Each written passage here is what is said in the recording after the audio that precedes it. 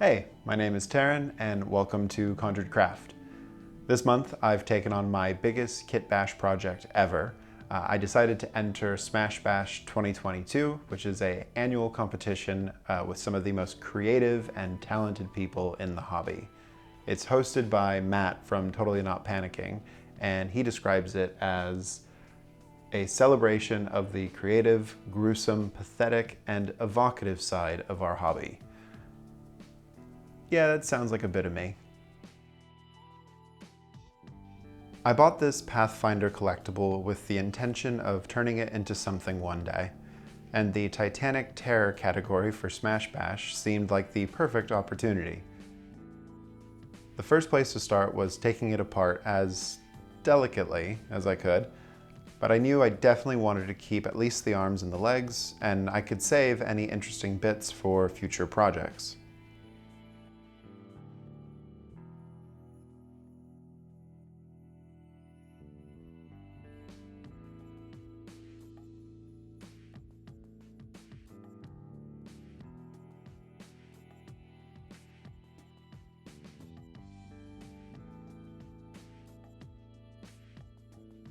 From the bits box, I grabbed a dollar store skeleton for its hips.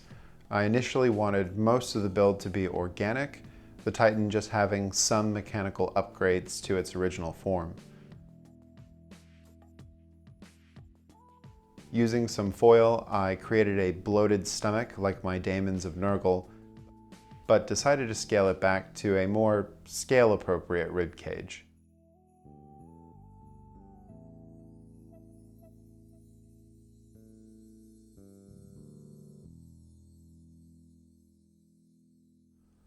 While the clay went into the oven for a round of baking, I could start sorting through my bits box, finding interesting parts to include in the build. The goal wasn't to hide the original legs, but rather break up the symmetry among them. Any smooth surfaces are sanded before gluing to give the plastic some tooth, and baking soda is used to set the glue instantly while getting some free weathering in the process.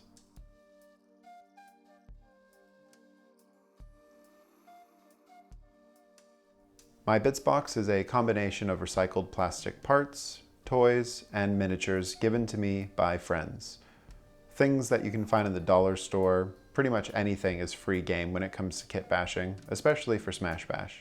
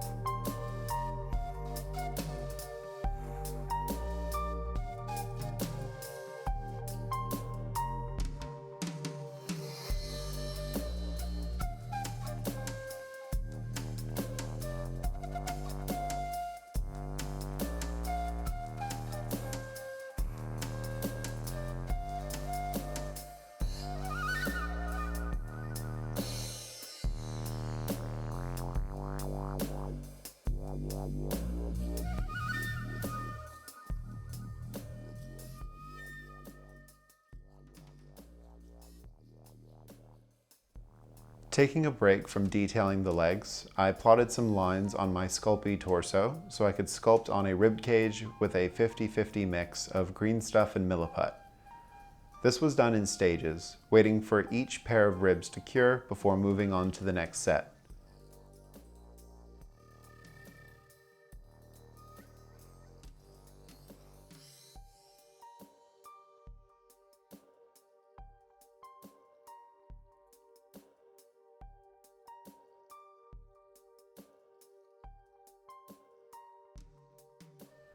While making the ribs, I also rolled out some epoxy clay to make entrails or cables to sit just above the hips, making the union between biological and mechanical.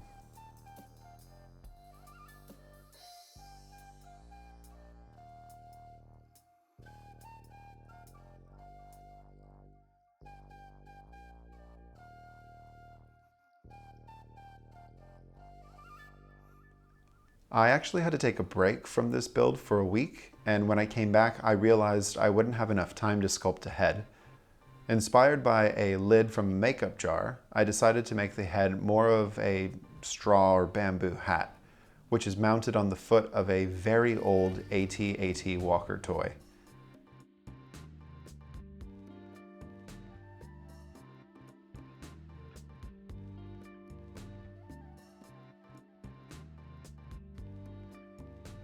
Once it was secured to the torso, I filled the gaps with epoxy clay and took my time coming up with ideas for the spine. Again, trying to find that fine balance between organic and robotic.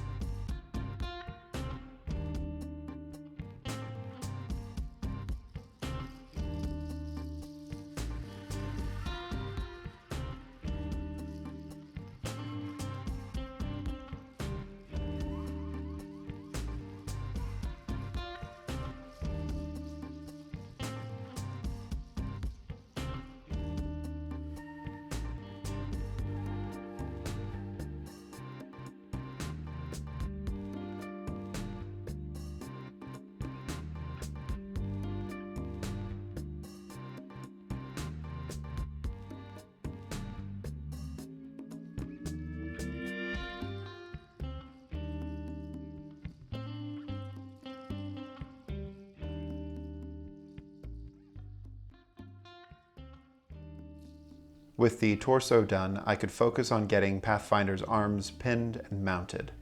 Since I couldn't repose the elbows, I used milliput to build up the bicep area and worked with the original Collectible to find a more dynamic pose.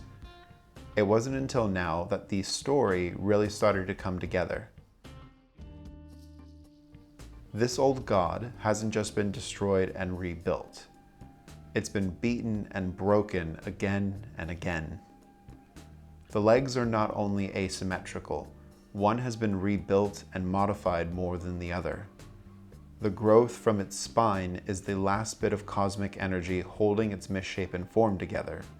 Its head is now a wide brim hat to protect its exposed body from the elements.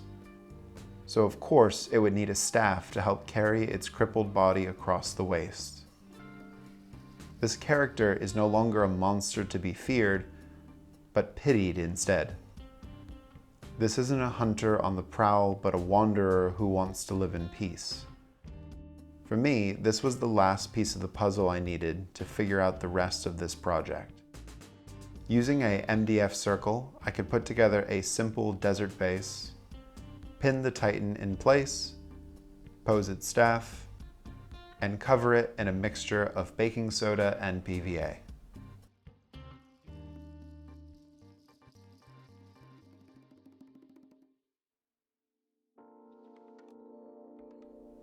Once the entire build was primed, I decided on a mother color paint scheme, so that there's a rising red sun greeting our once all-powerful Colossus, and they are lifting their hand, instinctively trying to block the light from their eyes that no longer exist, powerless to do anything about it.